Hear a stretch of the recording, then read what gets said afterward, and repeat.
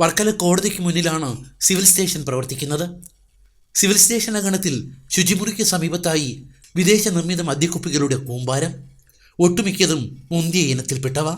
ഈ ഭാഗത്താണ് മോട്ടോർ വാഹന വകുപ്പിൻ്റെ കട്ടപ്പുറത്തായ വാഹനങ്ങൾ ഇട്ടിരിക്കുന്നത്. പുറത്തുനിന്നും മദ്യക്കുപ്പികൾ ഇവിടെ കൊണ്ടുവന്ന് നിക്ഷേപിക്കുക എന്നത് എളുപ്പമുള്ള കാര്യമല്ല. രാത്രികാലങ്ങളിൽ ഇവിടെ മദ്യപന്മാർ തമ്പടിക്കാറുമില്ല. ഈ കുപ്പികൾ എങ്ങനെ ഇവിടെ വന്നു എന്ന ചോദ്യമാണ് ഉയരുന്നത്.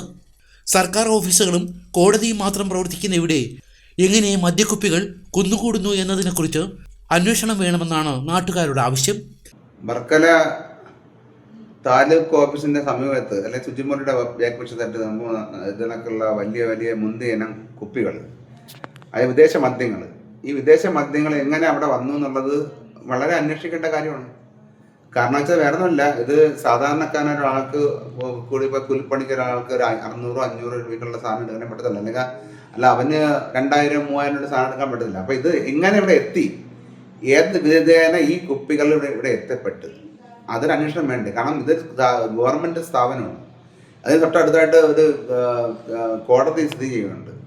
അതിന് തൊട്ടടുത്ത ഒരു മോട്ടോർ വെഹിക്കിളിൻ്റെ ഒരു വാഹനം നടക്കുന്നുണ്ട്. അപ്പോൾ ഇതൊക്കെ നമ്മൾ ആ സ്ഥലത്ത് പലവിധ കുപ്പികളല്ല, ഒരു കുപ്പി പോലും വരാൻ പാടില്ലാത്ത സ്ഥലത്ത് ഇത്രയും വിദേശ മദ്യങ്ങൾ ഉള്ള കുപ്പികൾ, അതും നല്ല 2000, 2500, 3000 ആ ലെവലിലുള്ള അത്രമാത്രം വിലയുള്ള കുപ്പികളാണ് അദ്ദേഹം കഴിഞ്ഞത്.